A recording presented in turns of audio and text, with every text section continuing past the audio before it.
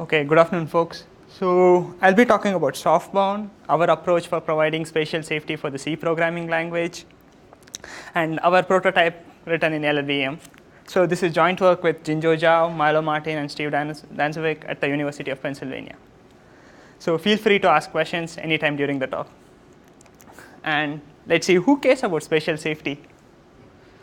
And if you look at the latest vulnerability reports, we see all your favorite applications. iTunes having a Stack Overflow. You see Safari having a heap overflow. And more recently, Adobe Acrobat Reader had an exploitable overflow which would compromise your system. And people are aware of Windows overflows, which actually resulted in a configure worm, which infected more than millions of computers. So what does this mean? Even after years of research on buffer overflows still persist, are being exploited to create security vulnerabilities. And we would like to address this issue. And to address this issue, we are proposing SoftBound.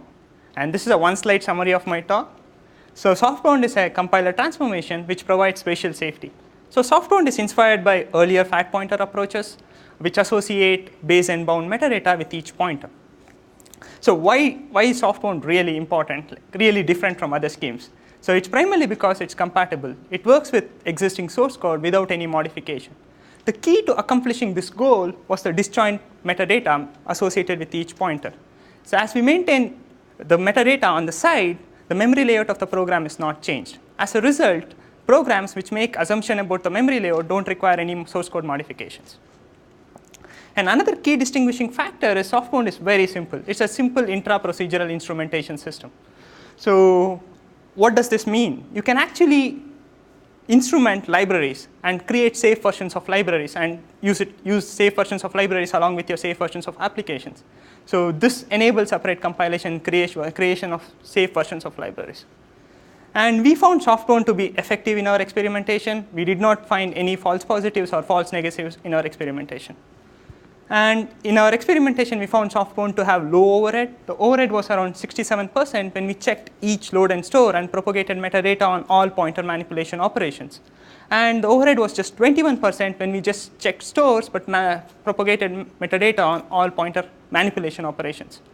So one key reason why we attain reasonably low overheads in spite of not being really sophisticated is primarily because we harness the LLVM type information in the LLVM intermediate representation. So we structure the instrumentations sufficiently late so that all optimizations have already been performed, and then we instrument and re-optimize it again. So which enables us to reduce the overhead sufficiently to a sufficiently low level so that the system can be used in safe security critical applications. Before I go ahead, let me give you an example of what a spatial violation is. And I'll use this example to motivate SoftBound and all other approaches which I'm contrasting it with. Let's say we have a bank which uses a banking application.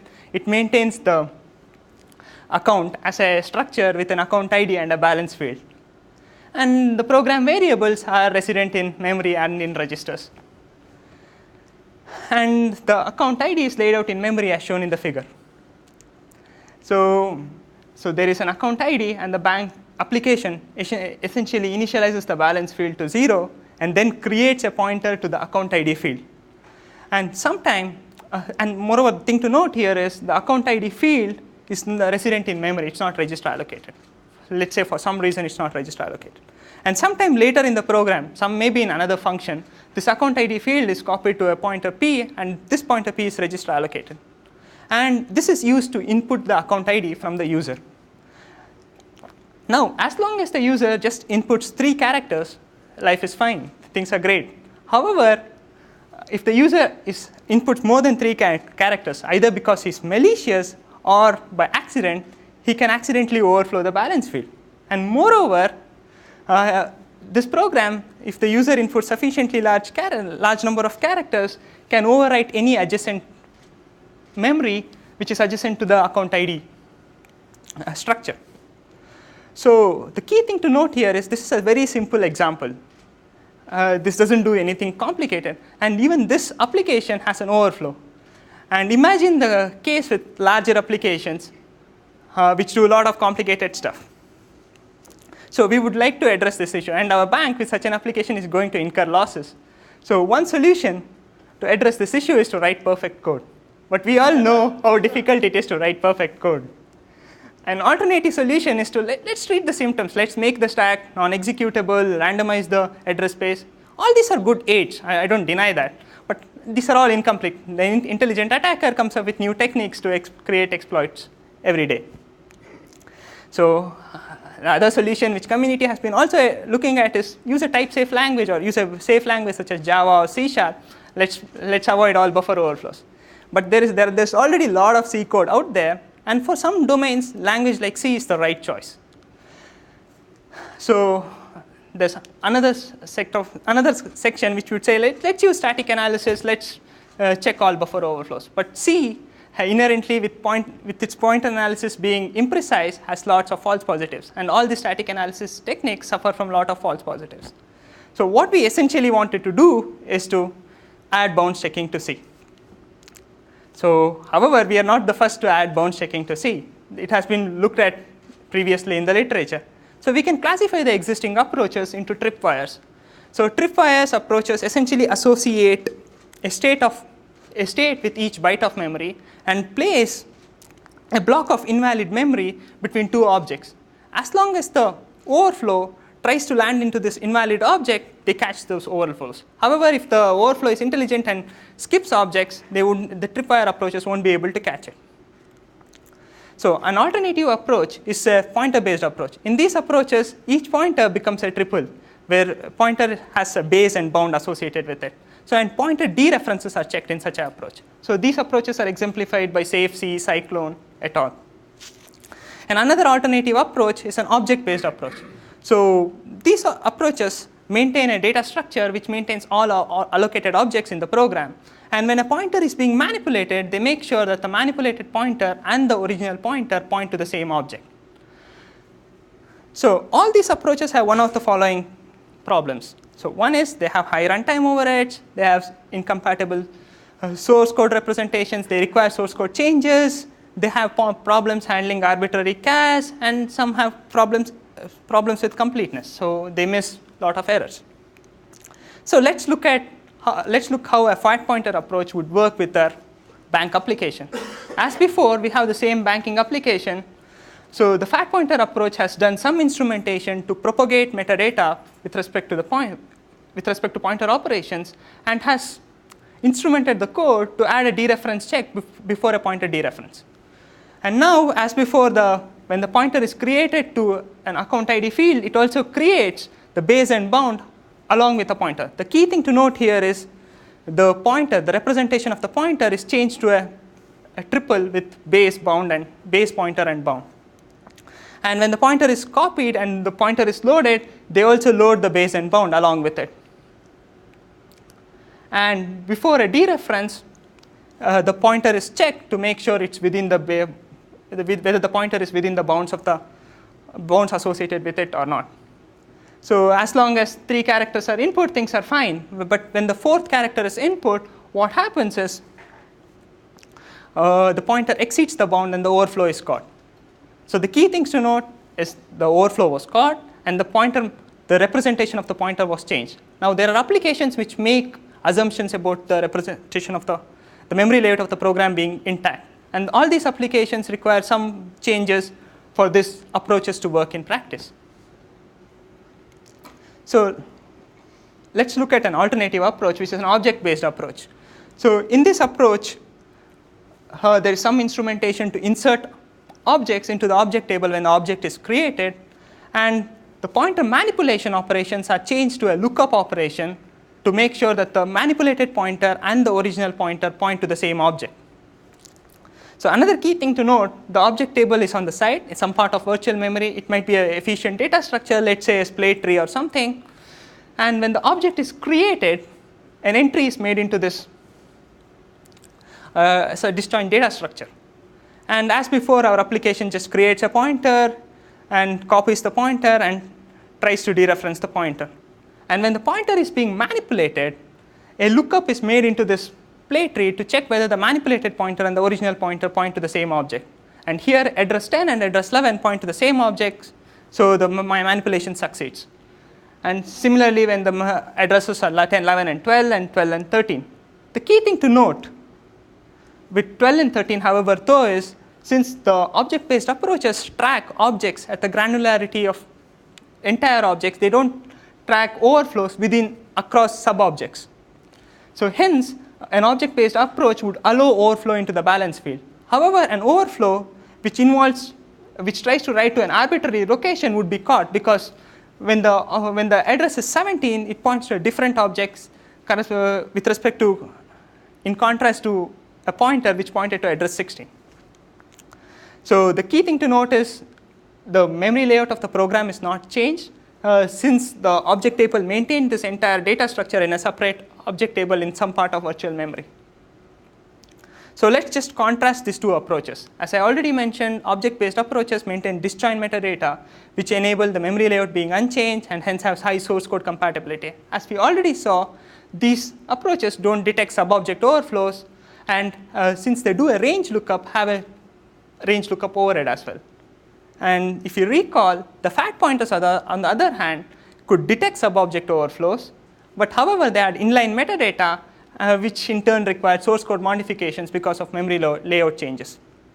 So both these approaches have problems handling arbitrary cache. With an arbitrary cache, in an object-based approach, you can essentially make a pointer point to any valid object in your data structure.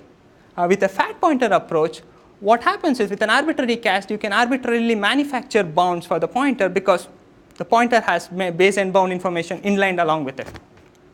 So we would like to address these issues, and SoftBound addresses these issues. Let's look at how SoftBound addresses these issues using the SoftBound approach. So SoftBound also does some instrumentation to propagate metadata on pointer operations, and as with the fat pointer approach, the dereferences are checked. So when you created a pointer with a fat pointer approach, the fat pointer approach would have created the base and bound along with the ID pointer. However, what SoftBound does is moves this base and bound onto the side on a separate disjoint metadata structure, and we associate this base and bound with the address of the pointer. And when the pointer is being stored, the base and bound also gets stored.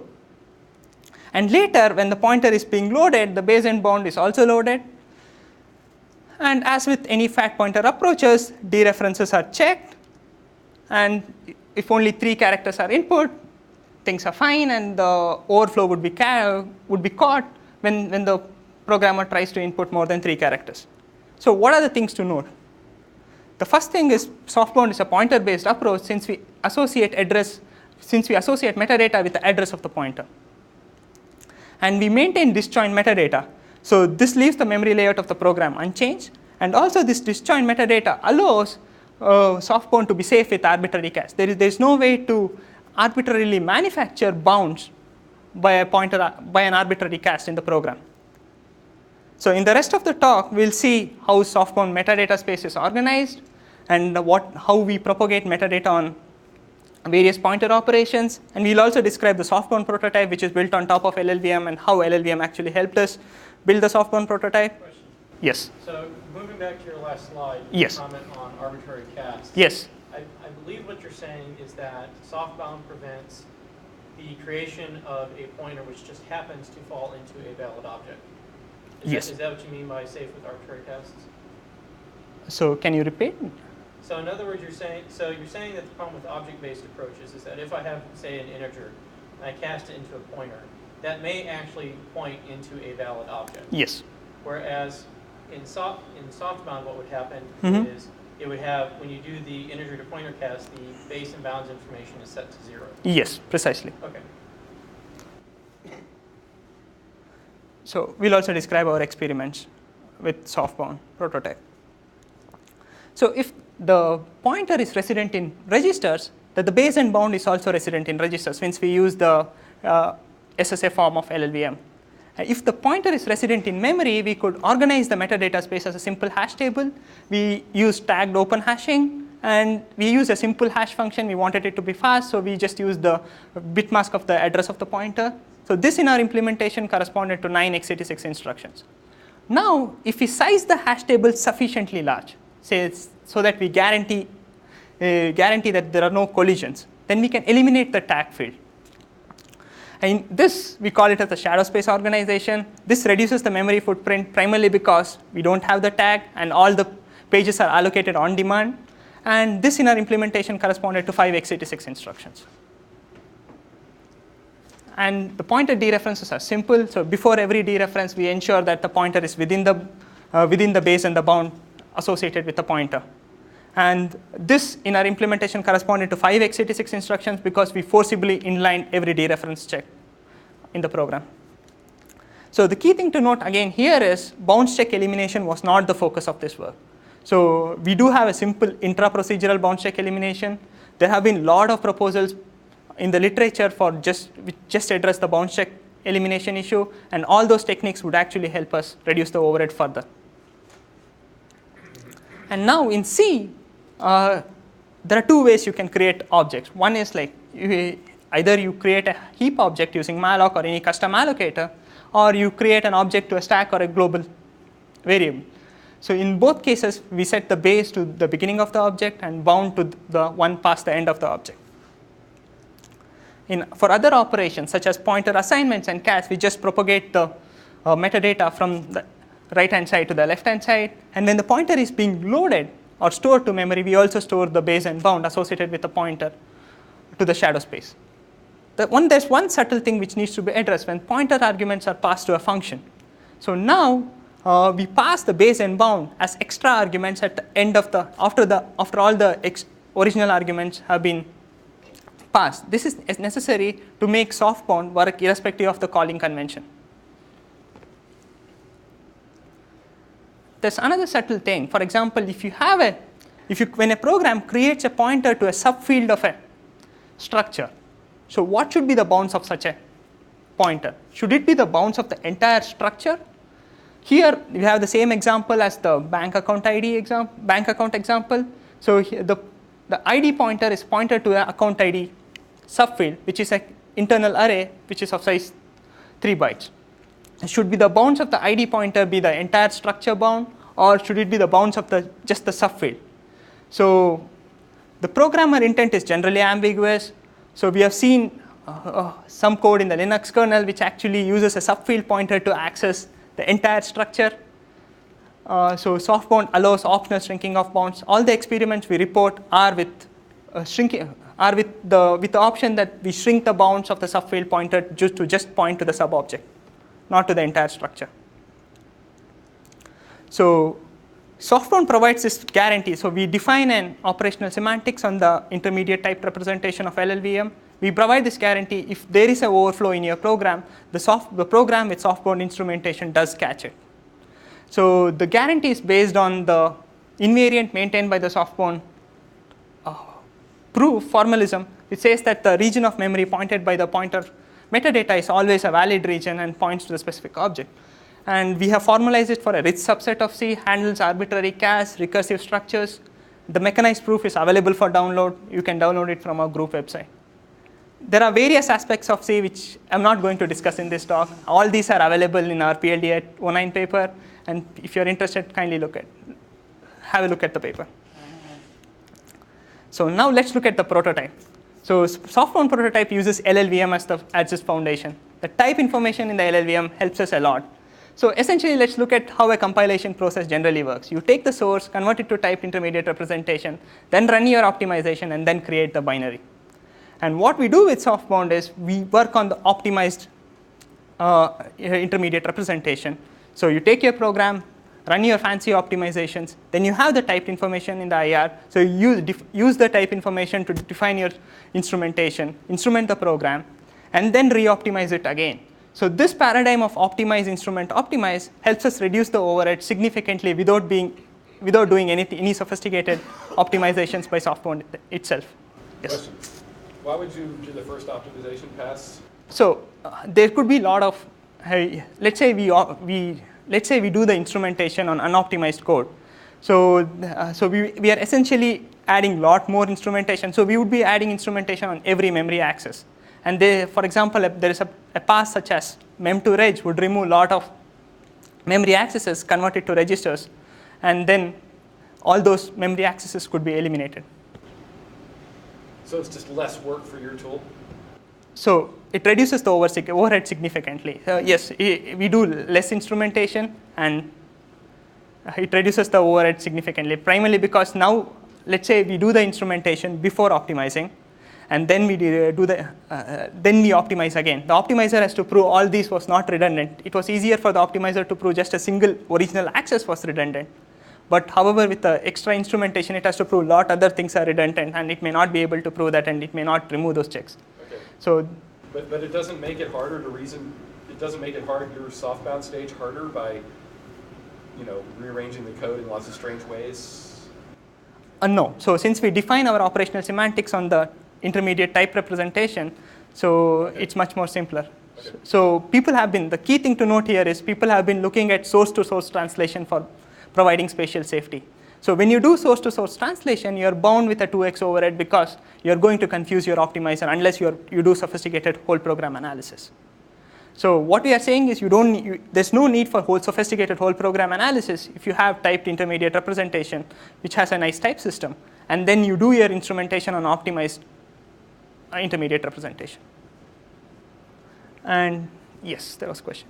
Yeah, so how would the debugger, I would be able to use debugger on this binary and get the correct mapping to my source? Yeah, so we currently have partial debug support, but we are still working towards. The prototype has partial debug support. Now, the LLVM debug support has matured over the years, so we still haven't migrated. We still have partial support, and that needs to be investigated still, providing debug support on an overflow. Regarding the LLVM type information, will you be discussing how that's used in SoftBound? So essentially, we are. I'm not going to discuss in this talk, but I can give you an intuition of how we are actually using that. So we are essentially overlaying a two-type system, which is a pointer type and a non-pointer type system on top of LLVM type system, and enforcing that for every pointer dereference, which is when you load a pointer from memory, we also load the metadata along from the shadow space. Okay, so basically you're using it just to tell when you have a pointer. Yes. So essentially, the LLVM type system is helping us to identify pointers. Okay. So the other key thing to note, other input to the SoftBound is an instrumentation file. All your instrumentation is done in a simple C file. All your instrumentation is done in C file, converted to a typed intermediate representation, and given as input to the SoftBound. So with this instrumentation system, you can actually do not just memory spatial safety, you can do any monitoring technique, because you just write provide an input to the SoftBound, says which functions you are trying to instrument, and provide those instrumentation functions in your checks file, and you can do any dynamic monitoring technique with a SoftBound infrastructure. So in our experimentation, we had 3 questions. So does SoftBound detect actual overflows? Does it work with existing C code? And do we really have low overhead? So we addressed the first question. So does it detect real overflows? We experimented with a synthetic benchmark suite by Wilander et al., and SoftBound detected all these overflows. And we also experimented with BugBench by Shanlu et al., which are essentially real applications with known overflows, and SoftBound detected all these overflows. The key thing to note here is publicly available tools such as Mudflap and Valgrind failed to detect many of these. And we did not miss any error in our experimentation. And to address the compatibility issue, we ran SoftBound with existing source code. This was around 300,000 lines of code. This has increased over time, but I have not updated probably. So this included 23 spec benchmarks and bug bench benchmarks, also benchmarks, a few toy benchmarks, which are HTTP servers and FTP servers, just to demonstrate the compatibility argument. You had a question? Yeah, so what do you do on object freeze? So when you see an object, what happens to the balance metadata? So we just, on an object free, we just set the metadata to null. So we set the base to null and bound to null. Right, but if I have that pointer value, if I've stored it in memory, then I load it and then I free it, and then I load that pointer from memory again, what balance information does it get? So it will get the stale value. So we don't clear it in memory. So that's the temporal side of the problem, right? Okay. we don't still address that issue. Okay. So that's also, that may also be an issue in multi-threaded environments as well. Because what can happen is you have one thread that's accessing an object and then another thread goes and frees it. And now the bounds information that the first thread is using is stale. Yes, so we address this in the paper in detail. Like we need to, yeah. So we can talk it out. Take this question offline. Yeah, this issue actually affects a number of memory safety techniques. Yes. So. Okay, so we also did not encounter any false positives in our experimentation. So to measure the overhead of SoftBound, measure the overhead of programs with SoftBound instrumentation, we ran the baseline with the most sophisticated optimizations, whatever is available in LLVM, and we ran the same optimizations with SoftBound. And since this represents the execution time overhead, lower the bar, it's better. And we list, due to space constraints, we list only certain number of benchmarks. So paper has the averages for all the benchmarks we discussed earlier. And so all these benchmarks are ordered by the number of pointer references, pointer loads, the number of memory references which load or store a pointer in the program. So for example, the benchmarks on the left load or store a pointer very, very rarely. And for example, benchmarks such as toy, EM3D is a toy benchmark. It just creates a binary tree of 1024 nodes. It just loads and stores a pointer often. So SoftBound with full checking, where it checks every load and store and propagates metadata on all other pointer operations, has an overhead of 67%. And we think this is low enough for use in entire software development lifecycle. So when you're developing your software, you run it with SoftBound, find errors, fix it. And we have a mode where it checks only stores and propagates metadata on all other pointer operations. And the key thing to note, this has been proposed earlier in the literature. The key thing to note how we are actually different from others is with SoftBound store-only checking, we give this guarantee. If there is an overflow involving a store, with a store writing to an out-of-bound location, SoftBound does catch it. And with store-only checking, the overhead is just 21%. And we think for safety, for security critical applications, this is low enough for deployment in production code. So to recap our experiments, we had 3 questions. So we just showed that SoftBound detects real overflows and is compatible with existing C code and has reasonable overhead for deployment in production code for safety critical applications. And as future work, we would like to look at more optimizations. The current prototype is a simple demonstration of the idea. So there's a lot of scope for removing redundant checks. And currently, we are facing some problems on allocating a large chunk of memory in the Linux kernel with map no reserve. So OS support in that direction would help us. And initially, the idea was motivated by an extensive hardware proposed earlier by our group. Then we realized the entire hardware support is not necessary. Currently, we are looking at are there simple ISA extensions which we can explore to reduce the overhead significantly. And we are also looking at temporal safety and use after free errors. So the other domain we are trying to look at is C++. So theoretically, this should work since LLVM IR converts it to a language independent intermediate representation. So we still have name mangling issues, and we are trying to fix them.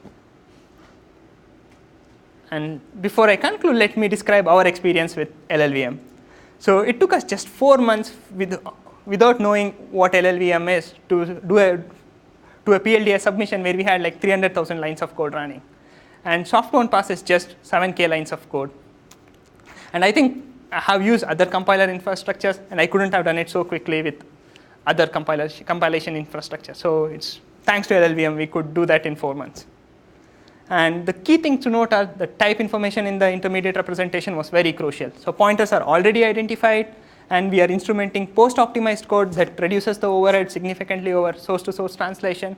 And since the ISA is portable, since the intermediate representation is language independent and target independent, more or less, so we could create 64-bit and 32-bit, and essentially SoftBound is ISA independent. And we could also leverage a lot of other existing optimizations already present in the SoftBound infrastructure.